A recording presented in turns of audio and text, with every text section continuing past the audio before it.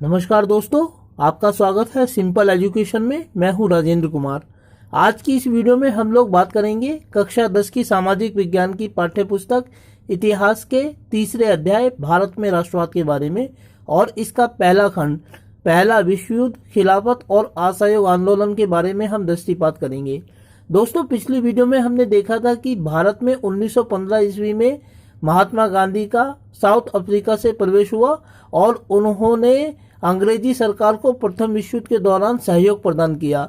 साथ ही मोहम्मद अली और शौकत अली नामक बंधुओं ने खिलाफत आंदोलन का सूत्रपात किया और महात्मा गांधी ने इस आंदोलन को अपने असहयोग आंदोलन में समाहित कर लिया। दोस्तों, हमने देखा था कि भारत की राजनीति में महात्मा गांधी का प्रवेश 3 स्थानीय आंदोलनों के माध्यम से हुआ था और असहयोग आंदोलन पहला बड़ा आंदोलन था जिसे उन्होंने भारतीय राजनीति में आरंभ किया था।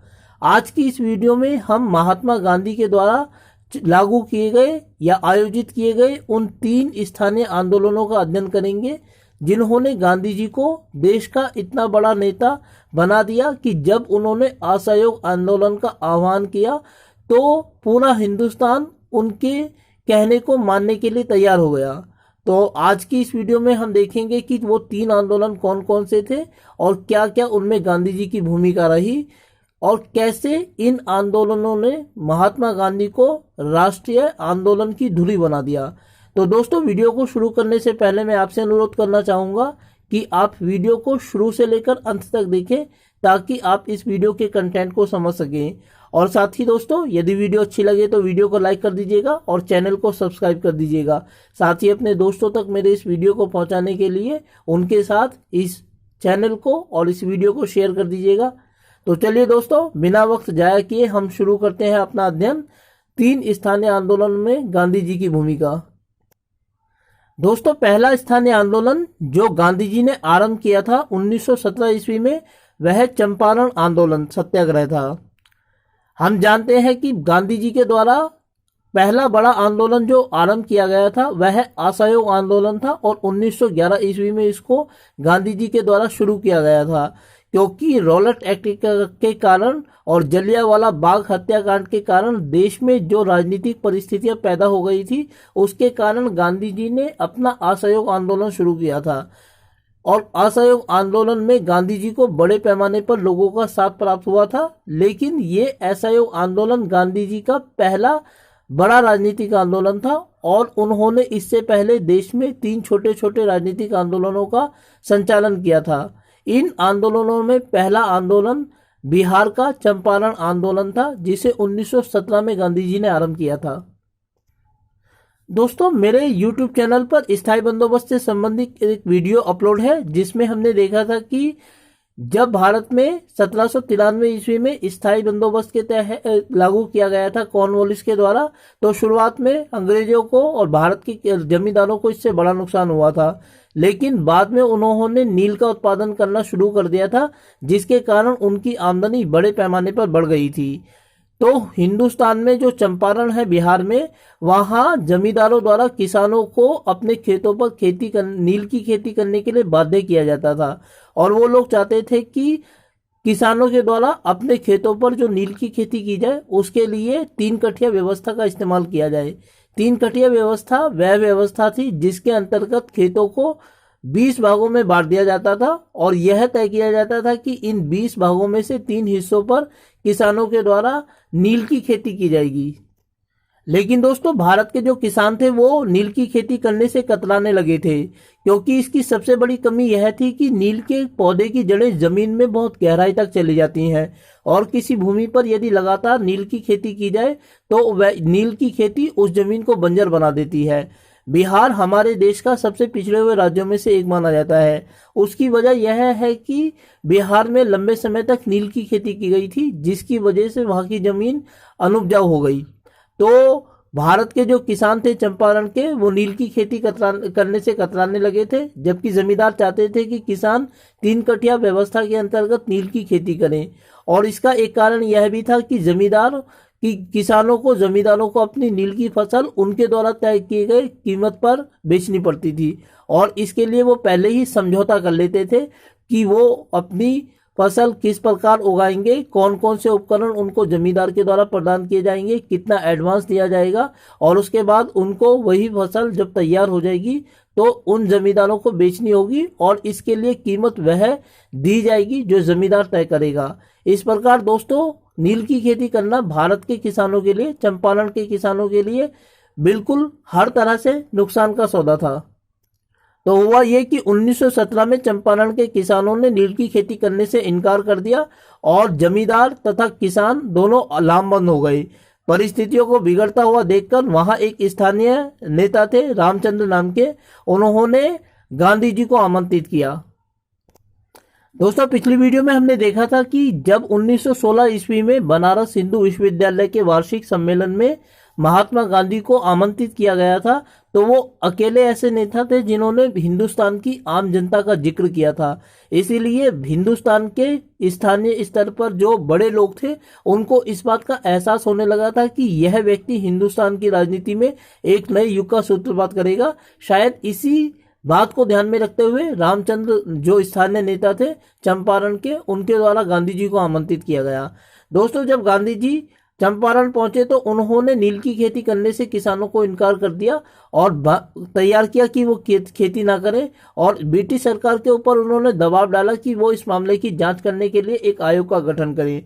ब्रिटिश सरकार ने शीघ्र ही इसके लिए एक आयोग का गठन किया और जब उस आयोग ने अपनी रिपोर्ट प्रस्तुत की तो उसने भी यह पाया कि नील की खेती करना भारत के किसानों के लिए, चंपारण के किसानों के लिए बड़ा ही नुकसानदायक है। इसीलिए उन्होंने इस बात की सिफारिश की कि वर्तमान समझौतों को पूरा करने के बाद जो भी किसान नील की खेती नहीं करना चाहता यह उसकी मर्जी के ऊपर निर्भर है कि वह करता है या नहीं, लेकिन वर्तमान समझौतों को अगर वो पूरा कर देते हैं जो करार उन्होंने जमींदारों के साथ किया है तो उसके बाद वे स्वतंत्र हैं अपना भविष्य निर्धारित करने के लिए। इस प्रकार दोस्तों चंपारण का यह स्थानीय आंदोलन पहला ऐसा स्थानीय आंदोलन था जिसमें गांधी जी ने अपनी भूमिका निभाई और इस आंदोलन में गांधी जी का जो सक्रिय नेतृत्व था वो महत्वपूर्ण माना गया। इस प्रकार चंपारण के आंदोलन में गांधी जी की जीत हुई और यह भारत में उनकी पहली राजनीतिक जीत माना जाता है। दोस्तों चंपारण में उन्होंने जो सक्रिय भूमिका निभाई थी उसके कारण उनको एक अन्य व्यक्ति प्राप्त हुए, इंदुलाल याग्निक, जिन्होंने राष्ट्रीय आंदोलन में महत्वपूर्ण भूमिका निभाई। चलिए दोस्तों थोड़ा आगे बढ़ते हैं और देखते हैं दूसरा आंदोलन कौन सा था। दूसरा आंदोलन जो था वह खेड़ा सत्याग्रह आंदोलन था। दोस्तों हम जानते हैं कि भारत में अंग्रेजी सरकार ने अपने लाभ को बढ़ाने के लिए हमेशा प्रयास किए और उन्होंने एक अकाल संहिता का निर्माण किया हुआ था जिसके अंतर्गत इस बात का वर्णन किया गया था कि यदि कभी फसल उत्पादन 25% से कम होता है तो किसानों को पूरी की पूरी लगान में माफी दी जा सकती है। और 1917 की जो खरीफ की फसल थी वो खराब हो गई थी जिसकी वजह से भारत के जो किसान थे, खेड़ा के जो किसान थे वो चाहते थे कि उनको सरकार की तरफ से लगान में माफी दी जाए और वो अपनी फसल में पूरी की पूरी माफी चाहते थे, जबकि ब्रिटिश सरकार का ये मानना था कि फसल उत्पादन 25% से अधिक होगा इसीलिए किसानों से लगान लिया जाएगा। इस वजह से भारत के जो खेड़ा के किसान थे और ब्रिटिश सरकार थी, स्थानीय कमिश्नर जो था, उनके बीच लामबंदियां होने लगी, तनाव बढ़ने लगा और जब यह तनाव बढ़ने लगा तो गांधी जी को इस परिस्थितियों का समाधान करने के लिए आमंत्रित किया गया। जब गांधी जी को आमंत्रित किया गया दोस्तों खेड़ा में तो वो 31 जनवरी 1918 ईस्वी को खेड़ा में पहुंचे और उन्होंने सबसे पहले किसानों को किसी भी प्रकार का कर अदा करने से मना कर दिया। साथ ही उन्होंने ब्रिटिश सरकार पर दबाव डाला कि वे इस मामले की जांच करने के लिए एक आयोग का गठन करें और ब्रिटिश सरकार ने फिर उनकी बात को मानते हुए एक स्थानीय आयोग का गठन किया। और जब उस गठन की आयोग की सिफारिश आई, रिपोर्ट आई, तो उसने पाया कि जिन किसानों के पास लगान देने की क्षमता होगी, लगान उन्हीं किसानों से वसूल किया जाएगा। दोस्तों ये दूसरा बड़ा स्थानीय आंदोलन था जिसमें गांधी जी का सफल नेतृत्व रहा और जो अपने आप में एक सफल आंदोलन रहा। इस आंदोलन की एक महत्वपूर्ण खासियत यह भी रही कि इसी आंदोलन के दौरान महात्मा गांधी को सरदार वल्लभ भाई पटेल की प्राप्ति हुई। ये सरदार वल्लभ भाई पटेल आगे चलकर एक महत्वपूर्ण व्यक्ति साबित हुए जिन्होंने स्वतंत्रता संग्राम में एक महत्वपूर्ण भूमिका निभाई और आज़ादी के बाद जो स्थानीय रियासतें थी, राजाओं के छोटे छोटे राज्य थे, उनको भारत के संघ में शामिल करने की जिम्मेदारी भी सरदार वल्लभ भाई पटेल की थी। इन्होंने जो महत्वपूर्ण भूमिका निभाई भारतीय आंदोलन में, इसके कारण इनको लौह पुरुष के नाम से पुकारा गया। चलिए आगे बढ़ते हैं और देखते हैं तीसरा स्थानीय आंदोलन। दोस्तों, तीसरा स्थानीय आंदोलन अहमदाबाद की मिल हड़ताल थी। अहमदाबाद में सूती कपड़े की अनेक मिलें थी और जब 1914 से 1918 के दौरान विश्व में प्रथम विश्व युद्ध चल रहा था, उस समय अहमदाबाद की कपड़ा मिलों में बड़े पैमाने पर वस्त्रों का उत्पादन होने लगा, क्योंकि युद्धों में भाग लेने वाले सैनिकों के लिए कपड़ों की आवश्यकता थी, वर्दी की आवश्यकता थी।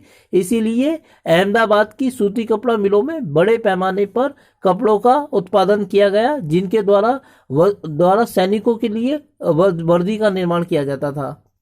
इस कारण ग्रामीण क्षेत्रों से बड़ी संख्या में कामगार, काम करने वाले लोग अहमदाबाद पहुंचने लगे और उन सभी लोगों को अहमदाबाद की कपड़ा मिलों में कार्य मिला।